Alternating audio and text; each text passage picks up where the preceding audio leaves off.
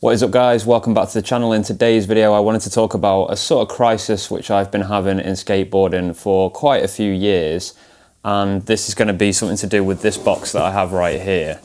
So for me there's always kind of been two main types of skateboarding that I enjoy watching and trying to learn, and that's the kind of popsicle side of things, the more modern style of skateboarding, 360 flips, backside flips. And then there's another side which really enjoys all the sort of 80s stuff, like the old Wheels on Fire videos from Santa Cruz and all the old school skateboarding, all those kind of tricks and the shaped decks and everything like that, and the whole aesthetic has always been something that I've really enjoyed as well. So I've always had this internal crisis, which is, do I stick with popsicle and get really good at that and that's how I enjoy skateboarding, or do I go to a shaped deck, find it slightly harder to do modern tricks but be able to do old school tricks, and that's where I get my enjoyment from skateboarding from. So at the moment what I've decided is that because I've been struggling so much with popsicle skating, I've been trying to really force myself to progress and learn new tricks, but unfortunately I just don't seem to be getting anywhere with my skateboarding on a popsicle. So I've decided to go ahead and buy a deck which is somewhere in between a popsicle and a bigger sort of 10-inch deck. And the reason why I've decided to do this is because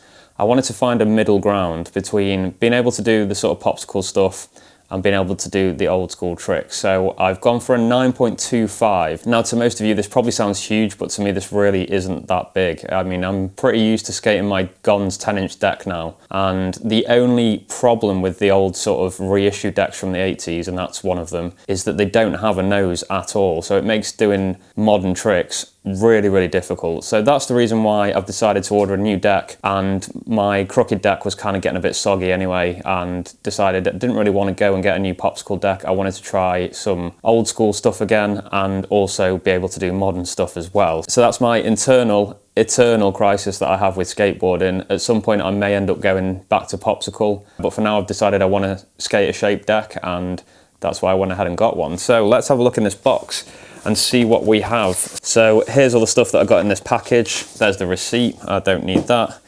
I've got two free skate magazines, which is pretty cool. I think it's Free Skate magazine, that's the red dot one. I think that's what that one's called. Loads of cool interviews and pictures and adverts in there. And then I got Vague Skate mag as well. So two free mags to flick through, which is really cool. And yeah, I did get this from Native Skateboards. So I got two Native skateboard stickers. These are actually really nice. They've got kind of like a matte finish to them, but they're silver. So I do actually like those, but I just don't think I'll use them on this particular board.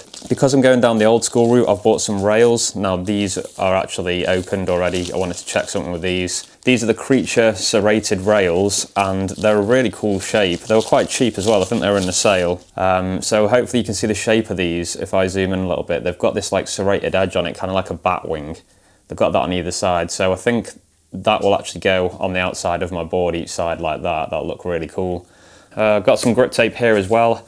This came free with it. Now usually you get Jessup or Mob for free, and I love Mob grip tape because of the perforations in it, but I got this Arbor Skateboards grip tape. I've never seen this before, so I'm going to have a little look into what these guys are about and whether they're good or not, or whether this is just a really cheap piece of grip tape, and then decide what I'm going to do in terms of gripping the deck. And the grand reveal, here is the deck which I've bought. Now I hope I can get this all in the shot. This is a 9.25 Heroin deck, and it's Canadian maple. It's a 7-ply construction. It's got this thing called razor edge construction. Now this is quite interesting because the bottom of the deck, the edge of it curves, but the top is kind of like a straight angle. It's not rounded like other boards. And I've read that if you're into transition, these feel amazing, apparently, these decks. I assume it's just because you've got a nice solid edge for your feet to be on. So I'm really interested to try this deck to see what that feels like on transition.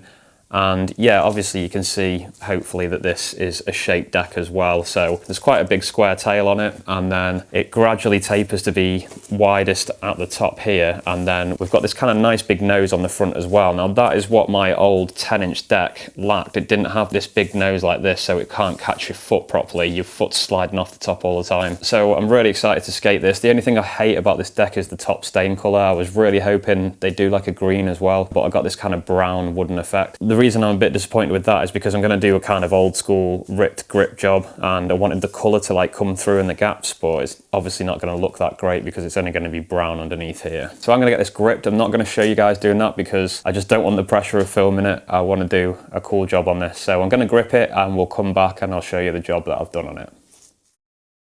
So there it is, guys. I've set it up with the 144s. Now it has got the slight kind of hoverboard feel to it because of the trucks being a bit smaller, but if they can save me a bit of weight, I'm going to be happy. So I'm obviously going to try this out at some point. I'll try it on transition and see how it feels. It can be a little bit weird if you can't see your trucks under your deck. So I will have to just give it a skate and see how that feels, and might have to go up to the 149s that I've got. But all in all, I'm really happy with the way this looks. The only thing left to do, and I'll try and show you guys here, is put these rails on. So they're going to go on like this. I'm not going to do that yet because what I want to do is put double-sided tape underneath them, and I've heard that really stops the rattling because you can get quite a lot of rattling with rails. But for now, that's what the board looks like. I think it's looking really, really nice. Now that it's all one piece, one actual board, it just feels really nice and I can't wait to skate it. This is my old deck. Just for a comparison, this is an 825 next to it.